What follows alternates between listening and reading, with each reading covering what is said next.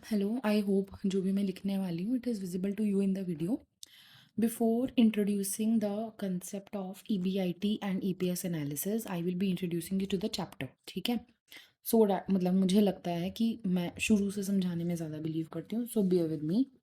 हमारा चैप्टर का नाम है फाइनेंशियल मैनेजमेंट। ठीक है, जब हम फाइनेंशियल मैनेजमेंट की बात करते हैं यानी पैसे से रिलेटेड जो भी डिसीजंस हैं, पैसे को लाना कहाँ से है, पैसे को लगाना कहाँ पे है, और पैसे को आप लगा कर जो पैसा कमाओगे उस पैसे का क्या करना है। ठीक है, ये सारे डिसीजंस आपके फाइनेंशियल मैनेजमेंट डिसीजंस के आते हैं।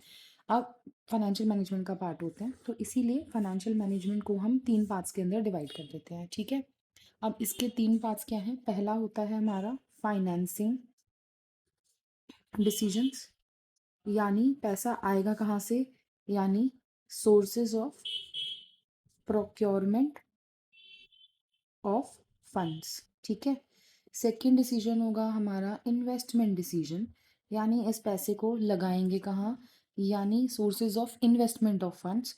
देन हमारा थर्ड डिसीजन आएगा डिविडेंड डिसीजन, इस पैसे को हमने कहीं इन्वेस्ट कर दिया था, उससे हमने कुछ कमाया, तो अब हम उस पैसे को एज डिविडेंड अपने पास रखेंगे, डिविडेंड डिस्ट्रीब्यूट कर देंगे या एज रिटेन्ड अर्निंग्स अपने पास रखेंगे। ठीक है, इन्वेस्टमेंट डिसीजंस के भी हमने 2 पार्ट्स करे थे इफ़ यू रिमेंबर। पहला था हमारा कैपिटल बजटिंग डिसीजंस, यानी यहाँ पर आप अपने फर्म के लॉन्ग टर्म डिसीजंस ले रहे हो, यानी ये ज़्यादातर आपके फिक्स्ड एसेट्स, ठीक है, या इनको हम दूसरा बोलते हैं नॉन करंट एसेट्स, इनके साथ डील करते हैं। ठीक है, ये आपके फर्म को लॉन्ग टर्म के लिए इम्पैक्ट करते हैं। दूसरा था हमारा वर्किंग कैपिटल डिसीजंस, ये आपके शॉर्ट टर्म डिसीजंस होते हैं, यानी ये आपके फर्म के करंट एसेट्स को के साथ डील करते हैं। ठीक है, अब ये बात भी एक अलग बता रही हूँ, कैपिटल बजटिंग डिसीजंस के अंदर हमने फिक्स्ड एसेट्स की बात करी है, इसका मतलब परचेज ऑफ कोई भी land building plant and machinery, लेकिन परचेज के साथ साथ इसके अंदर sale of land building plant and machinery भी आती है। अगर ये सब बेच भी दोगे तो भी हमारे फर्म को large duration of time, long duration of time तक हमारे फर्म के प्रॉफिट्स अफेक्ट होंगे। इसके अलावा अगर आप कोई भी ओपन कर रहे हो न्यू ब्रांच, या फिर कोई भी नया प्रोडक्ट लॉन्च कर रहे हो, या फिर इस ब्रांच को बंद कर रहे हो किसी भी, या किसी भी प्रोडक्ट लाइन को बंद कर रहे हो, तो वो भी हमारे कैपिटल बजटिंग डिसीजन का पार्ट आता है। ठीक है, और डिविडेंड डिसीजंस का एक बार देख लेते हैं। या तो हम डिविडेंड को पे करेंगे, या फिर डिविडेंड ना पे करके हम क्या करेंगे, हम डिविडेंड को अपने पास, अर्निंग्स को अपने पास रिटेन करके रखेंगे फॉर फ्यूचर यूज़। ठीक है, ये capital budgeting decisions, working capital, dividend decision, retained earnings, इन सारे डिसीजंस को बहुत सारे फैक्टर्स अफेक्ट करते हैं जिनको हमने पढ़ा था, and they are all very important. ठीक है, ये अब हम यहाँ पर इसको रोक देंगे। Now we will be coming to our financing decisions which is the key focus area of our class. ठीक है, अब फाइनेंसिंग डिसीजंस का मतलब पैसा आएगा कहाँ से।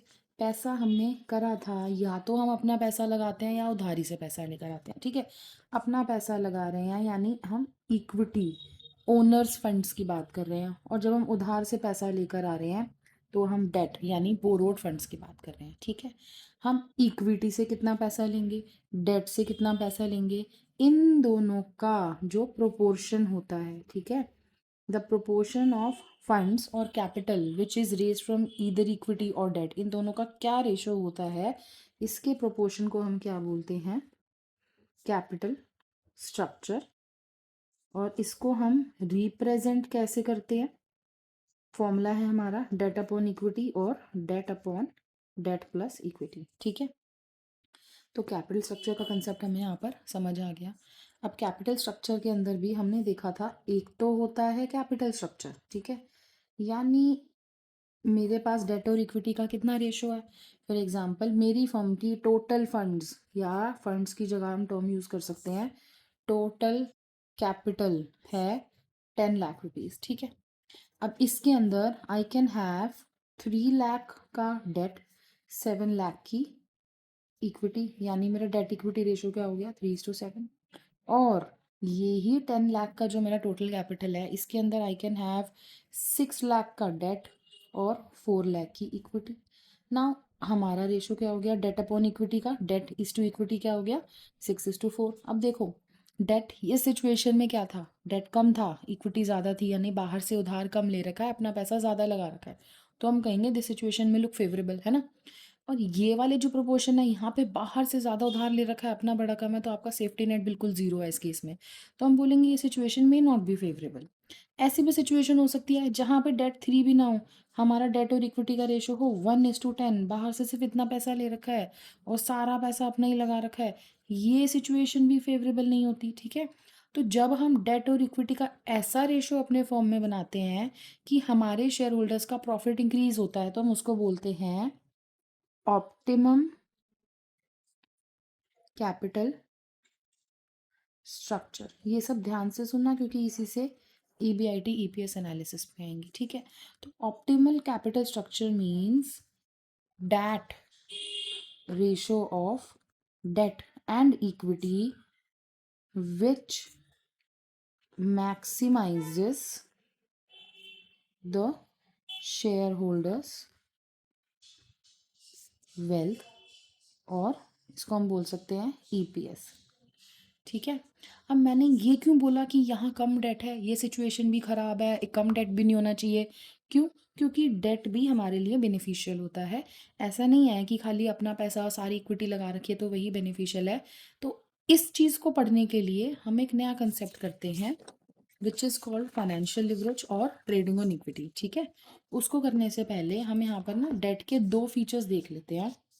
डेट, इसके जो दो फीचर्स हैं, पहला क्या है कि डेट तो एक होता है cheaper, debt is a cheaper source of finance. ये क्यों होता है? Because of low flotation cost, ठीक है। डेट इज चीपर क्योंकि लो फ्लोटेशन कॉस्ट होती है इसके अंदर, यानी आप डेट जब मार्केट से उठाते हो तो डेट को उठाने का पैसा कम खर्च होता है। इक्विटी शेयर्स का आज मैंने जो क्लास में टॉपिक कराया था याद होगा, इक्विटी शेयर्स को इशू करने से पहले आपको स्टॉक मार्केट के अंदर एक बहुत लंबा चौड़ा प्रोसीजर फॉलो करना पड़ता है। So equity is very difficult to raise, very expensive to raise, ठीक है। तो इक्विटी से पैसा लेना ही अपने आप में महंगा है, ठीक है। उसके अलावा डेट का सस्ता होने का दूसरा रीज़न क्या है? क्योंकि मैं यहाँ लिखती हूँ, डेट के चीपर सोर्स ऑफ फाइनेंस होने का दूसरा रीज़न क्या है? Reduces tax liability. टैक्स की लायबिलिटी कैसे कम करता है? बाय रिड्यूसिंग टैक्सेबल इनकम, ठीक है। यानी जो हमारी इनकम होती है उसमें से अब हम इंटरेस्ट को भी माइनस कर देते हैं, तो इनकम और कम हो गई, कम इनकम पे कम टैक्स जाएगा, इसीलिए आपकी टैक्स लायबिलिटी भी डेट की वजह से रिड्यूस होती है, ठीक है। उसके अलावा दूसरा डेट का फीचर क्या होता है? Debt is riskier. Debt risky क्यों होता है? क्योंकि डेट की होती है फिक्स इंटरेस्ट पेमेंट। आपको प्रॉफिट हो ना हो, आपको ये फिक्स्ड इंटरेस्ट पे करना ही करना है, और इस रिस्क को हम बोलते हैं फाइनेंशियल रिस्क, ठीक है।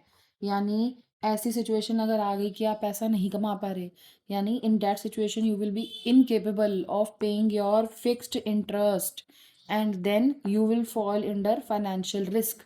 आपको रिस्क क्या होगा? आपको अपने एसेट्स बेच बेच के इस फिक्स पेमेंट को पे करना पड़ेगा, ठीक है। अब डेट के हमें दो मेजर फीचर समझ आ गए। एक तो डेट सस्ता होता है, सस्ता क्यों होता है? लो फ्लोटेशन कॉस्ट होती है। दूसरा रीज़न क्या होता है? टैक्सेबल इनकम को कम करता है, तो ओवरऑल आपका टैक्स भी कम जाता है, ठीक है। दूसरा, डेट रिस्की है, यानी डेट सस्ता तो है लेकिन डेट रिस्की भी है। तो डेट को बढ़ा सकते हैं लेकिन एक ही हद तक बढ़ा सकते हैं, ठीक है। अब डेट को आप अगर अपने फॉर्म में बढ़ाते हो तो आपके शेयर होल्डर को फायदा होता है, ठीक है, लेकिन एक हद तक बढ़ा सकते हो। डेट को बढ़ाकर शेयर होल्डर को फायदा करना, उस फिनोमिनन को या उस एक्टिविटी को हम क्या कहते हैं? फाइनेंशियल लिवरेज या ट्रेडिंग ऑन इक्विटी, ठीक है। फाइनेंशियल लिवरेज या फिर हम इसे कहते हैं trading on equity.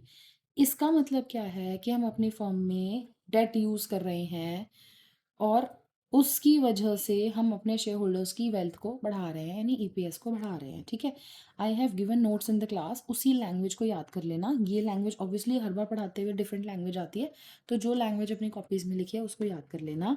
Financial leverage या ट्रेडिंग ऑन इक्विटी का फॉर्म है, मतलब है use of debt in the capital of a form, यानी अपने फॉर्म के कैपिटल के अंदर जो आपने यहाँ पे टोटल फंड्स लिए थे ना, ये जो हमने टोटल फंड्स लिए थे इसके अंदर अगर हम खाली इक्विटी लगाते हैं, इसका मतलब हमने फाइनेंशियल लिवरेज नहीं करा। लेकिन हम इन 10 लाख को मार्केट से लेने के लिए कुछ पैसा हम डेट से भी लेते हैं, इसका मतलब हमने फाइनेंशियल लिवरेज या ट्रेडिंग ऑन इक्विटी का कंसेप्ट करा है, ठीक है। ट्रेडिंग ऑन इक्विटी का मतलब ये मत समझना कि इक्विटी से पैसा रेज कर रहे हैं। ट्रेडिंग ऑन इक्विटी का मतलब है हम डेट से पैसा रेज कर रहे हैं, ट्रेडिंग इक्विटी में ट्रेडिंग हम नहीं कर रहे हैं, ठीक है। तो फाइनेंशियल लिवरेज और ट्रेडिंग ऑन इक्विटी का मतलब भी समझ आ गया। तो फाइनेंशियल लिवरेज और ट्रेडिंग का मतलब है, ट्रेडिंग ऑन इक्विटी का मतलब है यूज ऑफ डेट, ठीक है, इन कैपिटल स्ट्रक्चर।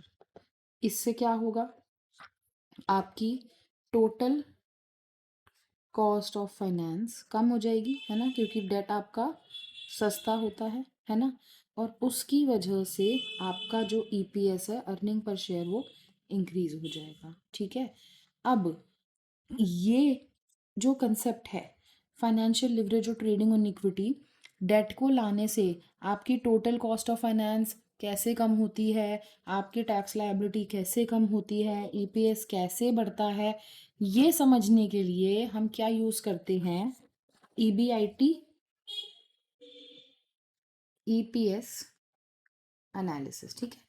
तो ये इतना सब कुछ इसीलिए समझाया ताकि ये समझ पाएंगे ईबीआईटी ईपीएस एनालिसिस होता क्या है फाइनेंसिंग डिसीजंस हैं, या तो डेट से पैसा लोगे या इक्विटी से पैसा लोगे, ये दोनों के प्रोपोर्शन को बोलते हैं capital structure. Best capital structure कौन सा होता है, जहाँ पे डेट और इक्विटी का वो रेशो हो जहाँ पे शेयर होल्डर्स वेल्थ या फिर ईपीएस इंप्रूव हो, यानी कैपिटल स्ट्रक्चर क्या है, या तो डेट या इक्विटी से पैसा ले रहे हो, इसका प्रोपोर्शन। ऑप्टिमम कैपिटल स्ट्रक्चर क्या है, डेट और इक्विटी से ऐसे पैसा लेना कि आपके शेयर होल्डर की वेल्थ इंक्रीज हो, शेयर होल्डर की वेल्थ यानी ईपीएस इंक्रीज हो, ठीक है।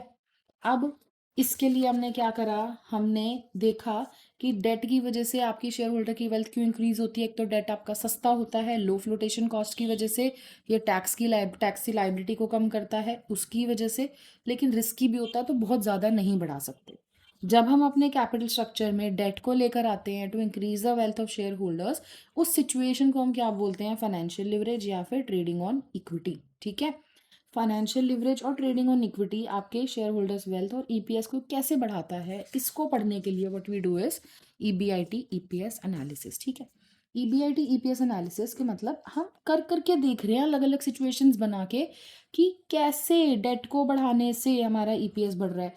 तो हम यहाँ पर 3 सिचुएशंस ले लेते हैं, ठीक है। पहले तो हम एक ऐसी फॉर्म लेंगे, ये पहली सिचुएशन है, ये दूसरी सिचुएशन है, ये तीसरी सिचुएशन, ठीक है। हमने यहाँ पर पहली फॉर्म ऐसी ली है जिसके अंदर डेट बिल्कुल भी नहीं है, यानी नॉन लिवरेज्ड फॉर्म है ये, ठीक है। दूसरी फॉर्म ली है जहाँ पे आपने थोड़ा सा डेट लिया है, ठीक है, यानी लिवरेज्ड मान सकते हैं इसको। जैसी डेट लोगे वैसे आपका फॉर्म लिवरेज्ड बन जाता है। और जहाँ पर आपने बहुत ज़्यादा डेट ले लिया, so our firm has become a highly leveraged firm, ठीक है, ज़्यादा डेट ले रखा है। तो हम देखेंगे कि सपोज हमारे फॉर्म की टोटल कैपिटल, ठीक है, अब मुझे बुक वाला वैल्यू शायद 30 लाख थी शायद उस क्वेश्चन के अंदर। टोटल कैपिटल है 30 लाख, ठीक है। तीनों सिचुएशंस में आपके फॉर्म में टोटल कितना पैसा लगा हुआ है, 30 लाख, ठीक है। अब ये 30 लाख लेने के आपके पास कई तरीके हैं। पहली सिचुएशन कैसी है, नॉन लिवरेज्ड, यानी हमने डेट लिया है नो, तो हमने इक्विटी से लिया 30 लाख और डेट से लिया 0, ठीक है। मतलब ऐसे भी लिख सकते हो, यहाँ इक्विटी 30 लाख, डेट 0, मैं ऐसे बनाती हूँ, ऐसे बनाओगे वो भी चलेगा। दूसरी सिचुएशन लिवरेज्ड, यानी हमने डेट लिया लेकिन बहुत ज़्यादा नहीं, तो हमने इक्विटी से लिया 20 लाख और हमने डेट से थोड़ा और पैसा ले लिया 10 लाख, ठीक है। यहाँ 0 था, यहाँ 10 लाख था, अब हम यहाँ पे क्या करेंगे, इक्विटी से कम ले रहे हैं 10 लाख और डेट से अब कितना हमने बढ़ा दिया, डेट को हमने कर दिया 20 लाख, ठीक है। डेट देख रहे हो ना, 0 10 20 बढ़ता जा रहा है और इक्विटी 30 20 10 कम होती जा रही है, ठीक है। अब हमारे पास अपने फर्म की सिचुएशन तो क्लियर हो गई, ठीक है। और अब हम ये मानेंगे कि हर शेयर हमारा 10 रुपए का है, ठीक है, यानी एवरी शेयर इज ऑफ ₹10, ठीक है। वो बताती हूँ क्यों, नंबर ऑफ शेयर्स निकालने में काम आता है वो। अब देखो यहाँ पर हमने देखा, हमने अज्यूम करा कि हमारे बिजनेस को प्रॉफिट हुआ, ठीक है। हमारे बिजनेस को जो भी प्रॉफिट होता है हम उसको बोलते हैं earning before interest and tax, यानी ये वो प्रॉफिट है जिसमें से अभी तक हमने ना तो इंटरेस्ट पे करा है ना टैक्स पे करा है, ठीक है। क्योंकि ऑब्वियसली यार हम देखना चाहते हैं ना कि इंटरेस्ट से टैक्स पे क्या इम्पैक्ट आता है, तो हम पहले earning before interest and tax को यहाँ पे यूज़ करते हैं। हमने EBIT ले लिया, देखो ऑब्वियसली तीनों फॉर्म के अंदर हम सेम प्रॉफिट ले रहे हैं, इवन दो तीनों फर्म्स के अंदर सेम प्रॉफिट है, देन ऑल्सो तीनों फर्म्स के शेयर होल्डर को अलग अलग EPS मिलेगा, ठीक है। रीज़न क्या है, different proportions of equity and debt. हमने सबसे पहले फर्स्ट सिचुएशन देखी, यहाँ पे क्या डेट है, हमारे पास डेट नहीं है, हमारे यहाँ पर डेट ज़ीरो है। तो अगर आप earning before interest and tax में से इंटरेस्ट पे करने जाओगे तो आप यहाँ पर कितना इंटरेस्ट पे करोगे, नहीं, ठीक है। अब यहाँ पर आप क्या देखोगे, 10 लाख का आपके पास डेट है, और हम यहाँ पर ना ये भी अज्यूम करके चलते हैं, पेपर में लिख देना कि 10% आप इंटरेस्ट पे आप डेट ले रहे हो, ठीक है। तो 10 लाख का डेट है, इस पर 10% इंटरेस्ट दोगे, यानी यहाँ पे हमने कितना टैक्स दे दिया, इंटरेस्ट दे दिया, 1 लाख रुपए, ठीक है। इस 4 लाख में से आप कितना इंटरेस्ट दोगे, आपने डेट ले रखा है 20 लाख, 20 लाख का 10%, यहाँ पे आपने इंटरेस्ट दे दिया कितना, 2 लाख रुपए, ठीक है। तो ये इनकम में से हमने इंटरेस्ट को माइनस करना है, 4 लाख में से कोई इंटरेस्ट माइनस नहीं हुआ, यानी अर्निंग आफ्टर टैक्स यहाँ तो कितनी रही, मतलब earning before tax, sorry earning before tax कितनी रही, 4 लाख, ठीक है। यानी इंटरेस्ट अभी आपने यहाँ से दे दिया, पहले earning before interest and tax थी, इंटरेस्ट दे दिया तो अर्निंग बिफोर टैक्स हो गई, यहाँ पर आपने कितना इंटरेस्ट दिया हुआ है, 1 लाख, तो आपकी अर्निंग बिफोर टैक्स कितनी हो गई, 3 लाख। यहाँ पर इंटरेस्ट दिया 2 lakh, so earning before tax will become 2 lakh, ठीक है। अब आप देख रहे हो टैक्सेबल इनकम कम हुई है डेट की वजह से, यहाँ डेट नहीं था तो टैक्स कितने पे दे रहे थे, 4 लाख पे, यहाँ डेट आपने कितना बढ़ा दिया तो आप टैक्स कितने पे दे रहे हो, 2 लाख पे, तो आप बेसिकली टैक्स क्या कितना दे रहे हो, कम दे रहे हो, पहले से कम दे रहे हो। अब हम टैक्स दे के देखते हैं, टैक्स एट द रेट 30%, ठीक है। इसका 30% हमने टैक्स दिया, 1,20,000, ये हम इसमें से टैक्स दें, ठीक है। यहाँ पे हमने 30% टैक्स दिया तो आएगा 90,000, यहाँ पे 30% टैक्स दिया तो आएगा 60,000, ठीक है। Sorry my dog is barking. अब देखो, अगर हम टैक्स दे देंगे, अर्निंग बिफोर टैक्स में से टैक्स माइनस कर दोगे तो क्या आएगा, अर्निंग आफ्टर टैक्स, यहाँ कितना आ गया, 2,80,000, यहाँ आ गया 2,10,000, यहाँ आ गया 1,40,000, ठीक है। अब अर्निंग आफ्टर टैक्स, यहाँ पर आपने जब डेट नहीं ले रखा तो ज़्यादा है, ठीक है, और यहाँ पर अर्निंग आफ्टर टैक्स कम है। अब तुम सोचोगे यार अर्निंग तो डेट लेने से हमारी ओवरऑल कम हो रही है, तो ऐसे कैसे कि डेट की वजह से आप बोल रहे हो शेयर होल्डर्स को फ़ायदा होगा। अब बताती हूँ कैसे। यहाँ पर है 30 लाख के शेयर होल्डर्स, हर शेयर होल्डर था 10 रुपये का, ठीक है। तो यहाँ पे कितने शेयर होल्डर्स हो गए, number of shareholders are 30,000, ठीक है। यानी 2,80,000 जो ये पैसे हैं ये 30,000 लोगों में बटेंगे।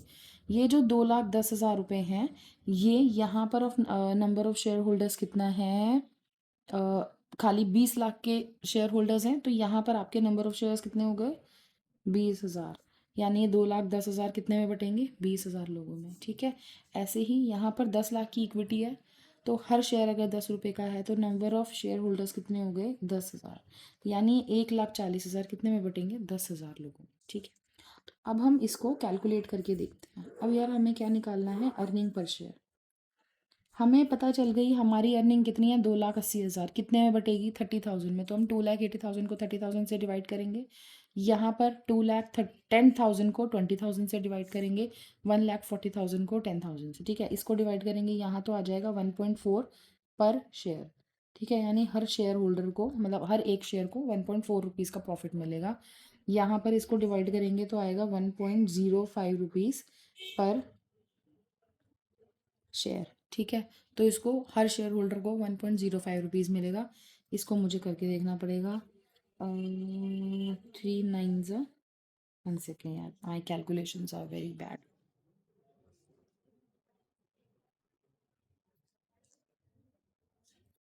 3 9s are 27 and then 3, तो इसको मिल रहा है 0.93 रुपीज़ आई गेस, ठीक है। यहाँ पर हर शेयर होल्डर को 0.93 और 0.94 से के अराउंड पैसा मिल रहा है, ठीक है। यहाँ पे अराउंड 93 पैसे, यहाँ पे 1 रुपया 5 पैसे और यहाँ 1 रुपया 40 पैसे, ठीक है। सबसे ज़्यादा किसको मिल रहा है? यहाँ मिल रहा है। क्यों? क्योंकि यहाँ पर हमने अपना डेट बढ़ा दिया। तो जैसे जैसे डेट बढ़ाते आ रहे हो तो आपका शेयर होल्डर को जितना पैसा मिल रहा है वो बढ़ रहा है। देखो यहाँ पे भले ही हमारा प्रॉफिट कम हो रहा था, इधर ज़्यादा था इधर कम था, लेकिन जो लोग लेने वाले थे, नंबर ऑफ शेयर होल्डर्स, ये भी तो कम हो गए। इसीलिए per shareholder now they are earning more because of presence of debt. यहाँ पर क्या देखा आपने? डेट के जैसे ही डेट बढ़ा, हमारा इंटरेस्ट बढ़ा, इंटरेस्ट की वजह से टैक्सेबल इनकम कम हो गई, तो हमने ओवरऑल टैक्स भी कम दिया। टैक्स भी कम दिया, number of equity share holders भी कम हो गए, तो ये जो इनकम है ये कम शेयर होल्डर्स में बटी और आपको ओवरऑल आपके शेयर होल्डर को ज़्यादा फायदा हुआ। लेकिन इसका मतलब ये नहीं है कि अगर हम डेट बढ़ाने से अपने शेयर होल्डर का ईपीएस बढ़ा पा रहे हैं तो हम डेट लेते जाएंगे लेते जाएंगे लेते जाएंगे, नहीं। It will not work in all situations. तो और इससे एक नया टॉपिक आता है, डेट एंड आरओआई, ठीक है। डेट बढ़ाने से आपके ईपीएस तभी इंक्रीज होगा जब आपका जो आरओआई है यानी रिटर्न है वो कॉस्ट ऑफ डेट से कैसा होगा? ज़्यादा। तो ये याद रखना, आरओआई अगर आपके कॉस्ट ऑफ डेट से ज़्यादा है तो उस सिचुएशन के अंदर ईपीएस ग्रो करेगा। वेरी इंपॉर्टेंट, इसको याद कर लेना। और आरओआई आपके डेट की कॉस्ट से कम है यानी उस केस के अंदर आपका ईपीएस फॉल होगा, ठीक है। ये याद कर लेना, एज इट इज भी याद कर लोगे तो भी चलेगा। इसका कंसेप्ट भी समझा देती हूँ क्या कहना चाह रहा हूँ। आरओआई का मतलब होता है रिटर्न ऑन इन्वेस्टमेंट। हम डेट क्यों ले रहे थे? डेट हम इसीलिए ले रहे थे ना, पैसा है, पैसे को कहीं इन्वेस्ट करोगे उससे और कमाओगे, है ना। तो आपने सपोज जो डेट लिया, ठीक है, डेट लिया मैंने 9% पे, ठीक है, यानी मैं मार्केट में उस पैसे को लेने के लिए 9% पैसा पे कर रही हूँ, ठीक है। और उस पैसे को मैंने कहीं इन्वेस्ट करा और इन्वेस्ट करने पे मुझे रिटर्न मिला जिसको हम बोलते हैं आरओआई, और मुझे रिटर्न मिला 20%, ठीक है। 9% पे पैसा उठाया, 20% कमाई करी, यानी मेरे को 11% का यहाँ पे पॉजिटिव गेन हो रहा है, ठीक है। यानी इस सिचुएशन में हमारी ये केस नंबर 1 है, केस नंबर 1। इस सिचुएशन में हम क्या देख रहे हैं? डैट आपका जो रिटर्न है वो आपकी कॉस्ट ऑफ डेट से ज़्यादा है, तभी तो शेयर होल्डर का ओवरऑल रिटर्न बढ़ेगा। लेकिन अगर मैं सिचुएशन नंबर 2 देखूं कि डेट तो आप उठा रहे हो 9% पे, लेकिन उसको जब मार्केट में इन्वेस्ट कर रहे हो खाली 3% प्रॉफिट ही कमा पा रहे हो, तो बेसिकली लॉस में चल रहे हो। यहाँ पे पॉजिटिव था, यहाँ पर आपका नेगेटिव है 6%। यानी आप क्या देख रहे हो, जो आपका रिटर्न है ना आरओआई, वो आपके कॉस्ट ऑफ डेट से कम है। ज़्यादा पैसा लगा रहे हो और कम पैसा कमा रहे हो, तो ऐसे केस में ईपीएस फॉल होगा, ठीक है। तो यहाँ पर आप डेट कितना मर्जी बढ़ाते रहो, जब तक आरओआई तुम्हारा नहीं बढ़ रहा तब तक ईपीएस फॉल होता रहेगा। तो पेपर में क्वेश्चन आता है कि sorry, will an increase in debt always increase EPS? What will you say? You will say no, ठीक है। Increase in debt will increase EPS only if, क्या? आपका जो रिटर्न है, return on investment is greater than the cost of date.